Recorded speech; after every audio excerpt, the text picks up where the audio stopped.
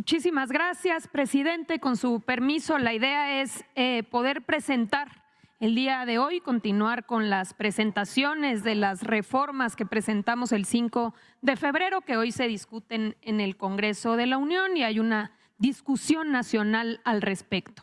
Este paquete son 3 iniciativas que tienen que ver con el tema de austeridad, el tope para salarios de funcionarios públicos y también con la eliminación de los supuestamente órganos autónomos. Lo primero tiene que ver con la austeridad republicana. La Constitución en realidad no contemplaba este concepto de austeridad cuando debería ser un principio rector para la correcta administración de los recursos públicos, de los recursos de todas y todos los mexicanos. Y aunque quizá algunos recordarán que en el 2019 se aprobó la Ley Federal de Austeridad Republicana, que ha permitido liberar muchísimos fondos porque se acabaron los privilegios, se acabaron los gastos superfluos. Lo cierto es que también varias autoridades se han venido resistiendo a aplicar estos principios, escudándose muchas veces en la división de poderes, en la autonomía constitucional, en la soberanía de los estados. Entonces, hemos ahorrado muchos recursos, pero también ha habido resistencias. ¿Cuál es la propuesta? Adelante. La propuesta es establecer primero el principio de austeridad republicana en el artículo 134 constitucional para que los recursos públicos se administren y ejerzan responsablemente. Por el otro lado, es facultar al Congreso de la Unión para que pueda expedir una ley general de austeridad republicana que sea obligatoria para todos los poderes, para todos los niveles, para todas las autoridades estatales, sin ningún tipo de excepción. Prohibir la adquisición de bienes o servicios que no sean indispensables para las funciones propias del servicio público, es decir, eliminar cualquier tipo de gasto superfluo que no sea necesario, y prohibir los esquemas que todavía vemos en algunas dependencias de jubilaciones, pensiones, retiros privados, de seguros de separación, de gastos médicos privados también pagados con recursos públicos, de cajas de ahorro, de seguros de vida, de cualquier tipo de privilegio que sea pagado con recursos públicos. Adelante. Por el otro lado está este pilar dentro de las iniciativas que tiene que ver con las remuneraciones que hoy violan la Constitución. Desde 2009, el artículo 127 constitucional establece que ningún funcionario público puede ganar más que el presidente. Pero en los hechos hay funcionarios públicos que ganan más que el presidente. Aquí está la tabla. Existen 2.560 funcionarias y funcionarios federales que hoy violan este principio constitucional.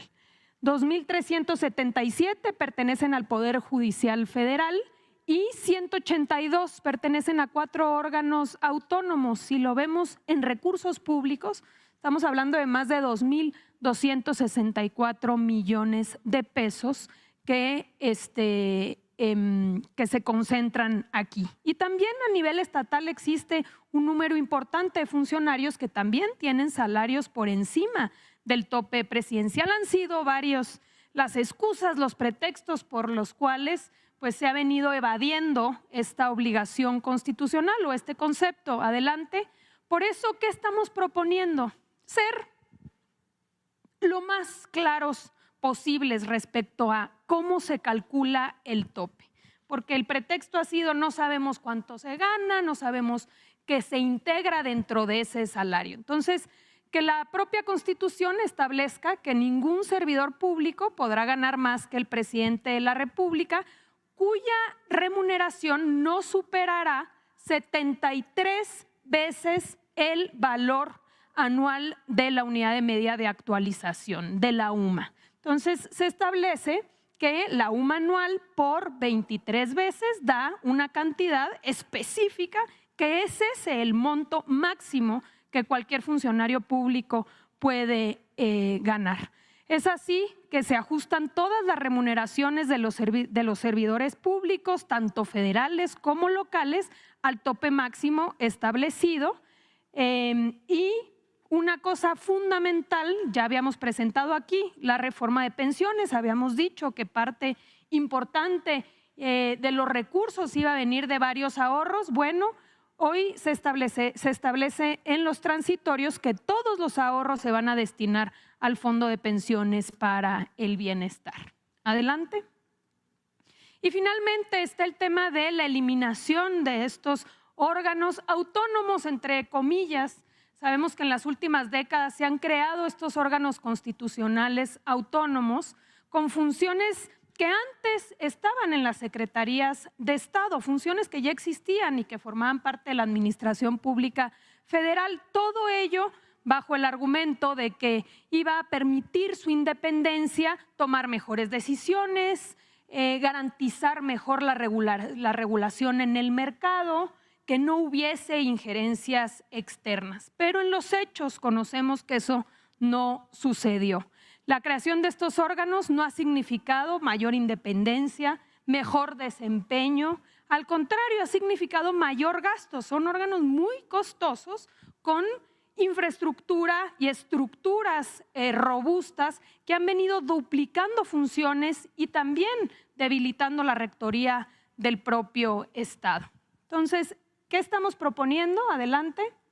Que se eliminen esas duplicidades, que se desaparezcan estos 7 órganos autónomos o reguladores y que esas funciones regresen a las dependencias. También desaparecer 17 organismos descentralizados y desconcentrados para que formen parte de las dependencias hoy responsables. Y algo importante, porque ha sido también producto de desinformación, todo ello respetando los derechos de las y los trabajadores. Y con todo esto que nos ahorremos, nuevamente vamos a seguir nutriendo y financiando el Fondo de Pensiones para el Bienestar. Vamos a ver algunos ejemplos. Aquí está el INAI, por ejemplo, el Instituto Nacional de Transparencia y Acceso a la Información.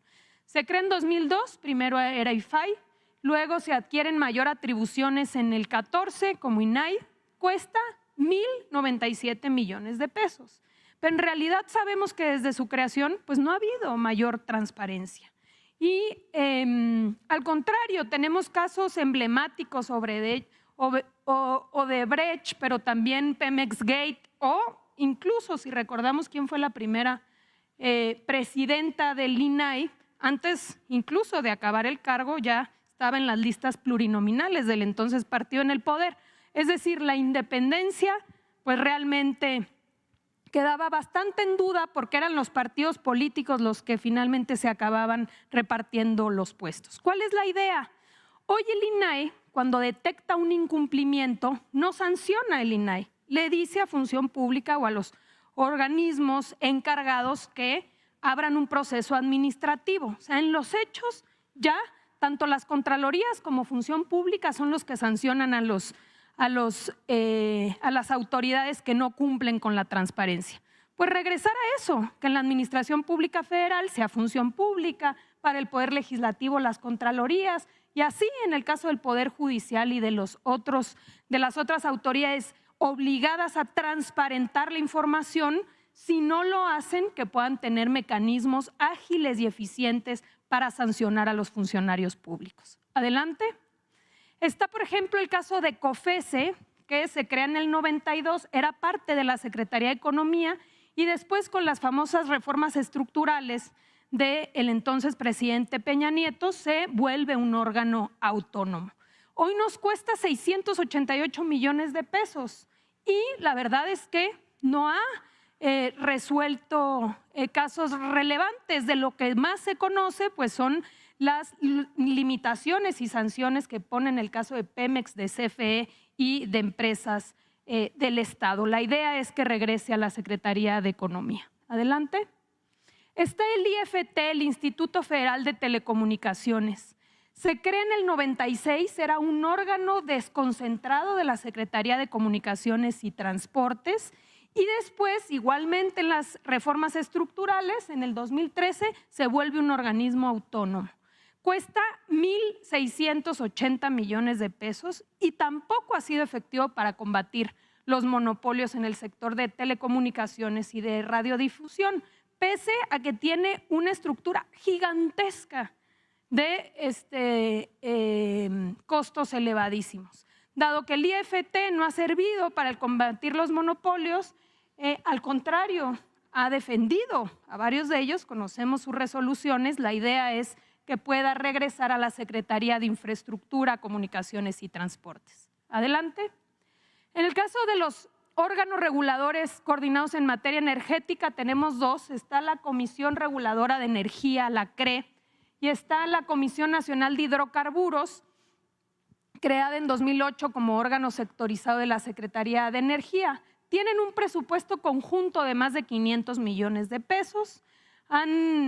Habemos entregado varios permisos, concesiones a empresas extranjeras. La idea es que pueda ser la Secretaría de Energía la rectora en la política energética y regresar esas funciones a esta dependencia. Y finalmente, adelante. En el caso de Coneval, que se crea en 2004 como un organismo descentralizado sectorizado de la Secretaría de Desarrollo, después adquiere su autonomía en 2014. Si bien las actividades del Coneval en la medición de la pobreza y la evaluación de las políticas públicas de desarrollo han sido sumamente importantes, sus funciones tienen mucha similitud con lo que hoy realiza el INEGI. Por eso la idea es que este papel que hoy lleva a cabo el Coneval pueda formar parte de el INEGI con la autonomía necesaria. Y Mejoradú, que se crea en 2013, que sustituye al Instituto para la Evaluación de la Educación, en el marco de la reforma educativa, se propone que pueda formar parte de la Secretaría de Educación Pública. Con ello, nos ahorraríamos varios millones de pesos que formarían parte del fondo de las pensiones. Es cuanto, presidente.